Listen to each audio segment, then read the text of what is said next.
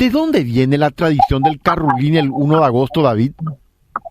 Y Carlos, es una tradición que ya tiene su buen tiempo. Se calcula que inclusive en tiempos de la colonia ya se conocía, de hecho, la costumbre del carrulín. Y eso está vinculado, Carlos, con este mes de agosto que mañana vamos a empezar.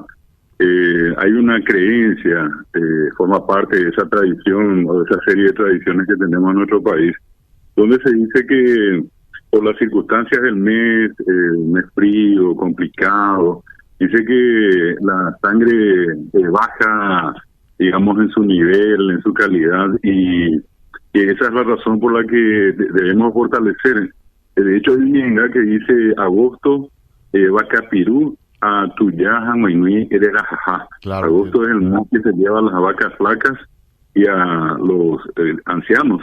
Entonces, parte de eso se puede evitar de alguna manera con el consumo del famoso carrulín, que es la sigla de caña, ruda y limón, caña, ruda y limón.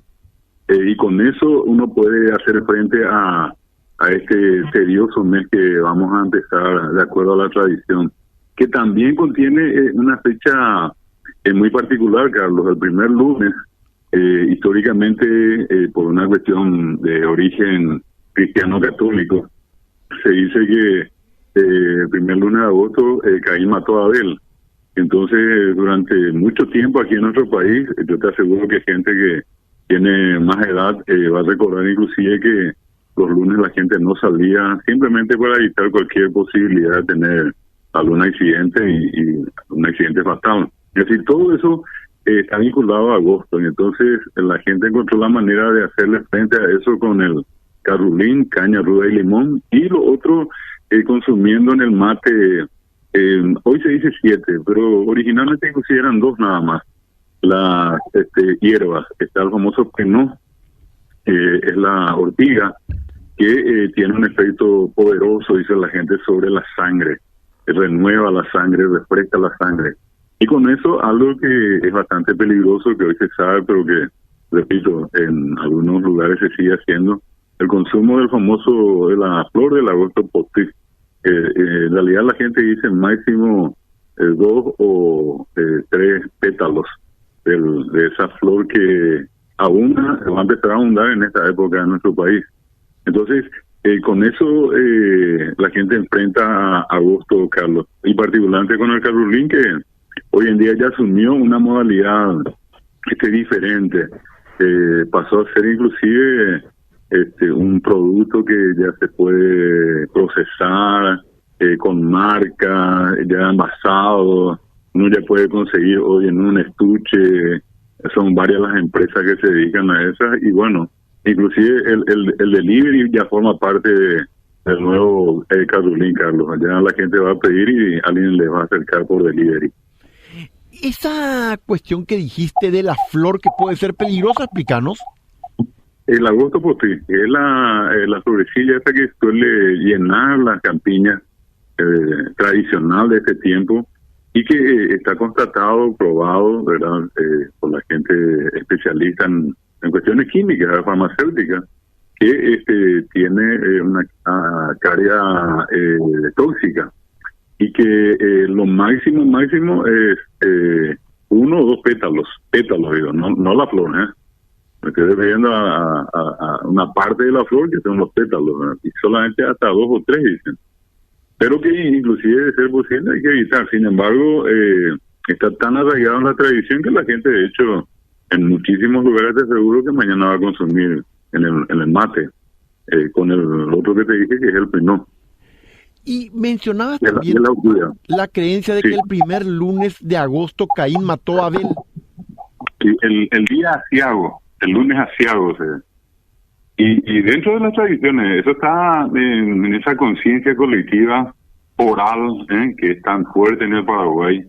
En poco nada de eso hay por escrito, pero sin embargo la gente retiene y fortalece en la mente, porque, repito, hasta hoy uno puede hablar con mucha gente y sabe de esa fecha. Se dice que fue un primer lunes de agosto cuando ocurrió ese incidente luctuoso para toda la humanidad.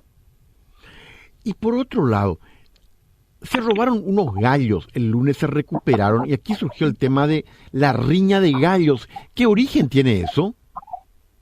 Mira, yo estuve leyendo, tuve la oportunidad de leer algo sobre el tema ya hace un tiempo y dicen que inclusive los 1500 años atrás ya en China, y se calcula que 1000 años antes que en China, en la India, ya existía la tradición de la riña de gallos, ¿verdad? Vinculando la habilidad, la capacidad, la fortaleza del gallo con la de su dueño. Eso llega a América con los españoles y se arraiga acá en muchos lugares en Paraguay. Yo te cuento que llegué a vivir un tiempo en San Lorenzo y a una cuadra de la casa donde vivía había un lugar donde tenían la gallera. Gallera es como un pequeño gallinero, no muy grande, ponerle que pueda tener una dimensión de 2 metros cuadrados, ¿verdad? Y allí las partes que crían a estos gallos, porque son como gallos finos, así como estos caballos de carrera, que hacen, obviamente cuidan mucho al animal y luego llegan al sitio y apuesta de por medio.